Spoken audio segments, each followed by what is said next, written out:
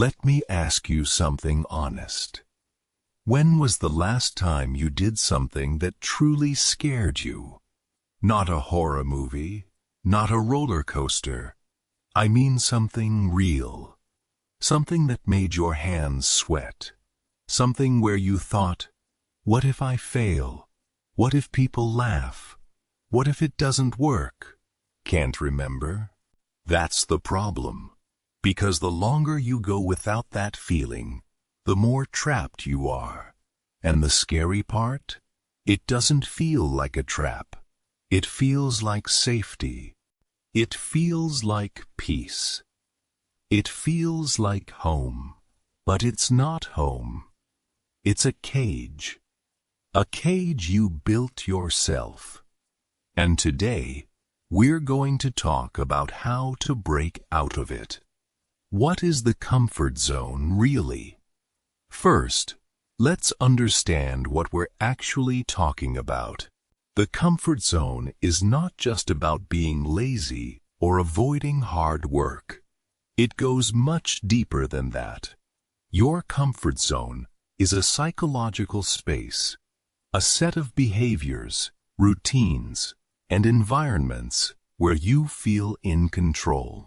Where there's no uncertainty, no risk, no chance of embarrassment or failure. And here's what makes it so dangerous. It feels productive. You can be incredibly busy inside your comfort zone, working long hours, attending meetings, handling tasks, all inside the same familiar bubble. But busy inside a bubble is still inside a bubble. Psychologists have a term for this. They call it the anxiety neutral zone, where stress is low, output feels steady, and everything feels manageable. And your brain absolutely loves it there. But here is the truth that nobody wants to hear. Growth does not happen in the comfort zone. It never has. It never will. Every skill you have today was once outside your comfort zone. Walking, reading, your first job interview, the first time you spoke in front of people. At some point, all of it was terrifying. And you did it anyway. And now, it's easy. That's how growth works. What's terrifying today becomes normal tomorrow, but only if you take the step. How you got trapped. Now, let's talk about how you ended up here. Nobody chooses to be stuck. It happens gradually. So gradually that you don't even notice. It starts with one small decision to play it safe. You don't apply for the better job because you're not ready yet. You don't start the business because the timing isn't right. You don't have the difficult conversation because things are fine as they are. And each time you make that choice, the comfort zone shrinks a little. The walls get a little closer. Your world gets a little smaller, and your brain starts to reward you for it. This is the part most people don't know. Every time you avoid something uncomfortable, your brain releases a tiny bit of relief. And your brain loves relief. So it starts associating avoidance with reward, and comfort becomes a habit. Scientists call this the negativity bias.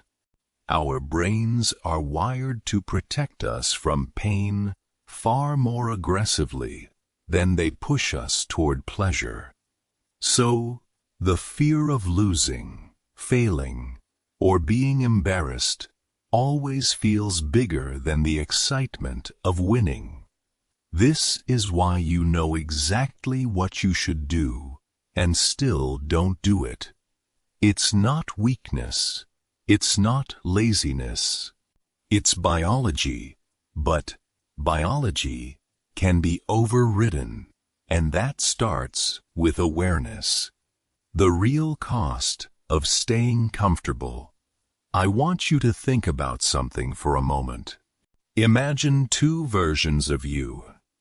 One who stayed in the comfort zone, safe, predictable, comfortable. And one who didn't, who took the risk, felt the fear, and kept going anyway. Now fast forward 5 years. What does each version of you look like? Because here is what nobody tells you about the comfort zone. The cost isn't just missed opportunity. The cost is who you don't become. Every time you don't take the step, you stay the same. And staying the same in a world that keeps moving forward is actually moving backward. Think about the dreams you had 3 years ago. Are you closer to them today? Or did you get comfortable with wanting them without pursuing them? There's a word for that feeling. It's called regret. And the research is clear on this. At the end of their lives, people don't regret the things they did and failed at. They regret the things they never tried, the business they never started, the relationship they never pursued, the move they never made, the version of themselves they never became. Comfort feels safe today, but it is the most expensive thing you will ever choose. Signs you are in a comfort zone. Let me give you some signs. Be honest with yourself as I go through these. You keep saying, "I'll start when I'm ready." Here's the truth. You will never feel ready. Readiness is a feeling that comes after you start, not before. You avoid situations where you might look bad. You don't speak up in meetings. You don't share your work publicly. You don't try new things in front of others. Because what if you mess up? Your circle hasn't changed in years. You're surrounded by the same people, having the same conversations, going to the same places. Your environment is completely static. You have big goals, but no uncomfortable actions. You want to lose weight, but you haven't changed your diet. You want to earn more, but you haven't learned a new skill. You want to be different, but you're doing the same things. You feel bored, but also too scared to change. This is the clearest sign. You're not happy where you are, but the idea of leaving feels worse than staying. If any of these hit home, good, because awareness is always the first step. How to break out. All right, now let's talk about what you actually do about it. And I want to be honest with you. I'm not going to tell you to quit your job tomorrow or make some dramatic leap. That's not how this works. Breaking out of the comfort zone is not one big jump. I tease a series of small steps, each one slightly outside what feels safe. Step 1. Name what scares you. Write it down. What is the one thing you keep avoiding? The one conversation, the one decision, the one step you keep postponing. Name it, put it on paper. Something about writing it down makes it real and makes it smaller at the same time. Step 2. Do the scary things small. You want to start a YouTube channel, but you're afraid to be on camera. Record a 60-second video just for yourself. Don't post it, just do it. Want to start a business? Don't quit your job. Spend 1 hour this weekend on your idea. Small action, real momentum. Step 3. Reframe fear as a signal. Most people feel fear and think, stop. Start training yourself to feel fear and think, this is the direction. Fear is not a warning to retreat. It's a signal that something important is on the other side. Step 4. Change your environment. You cannot grow in the same environment that created your limitations. New books, new people, new conversations, even new places to work or think. Your environment shapes your thinking more than you know. Step 5.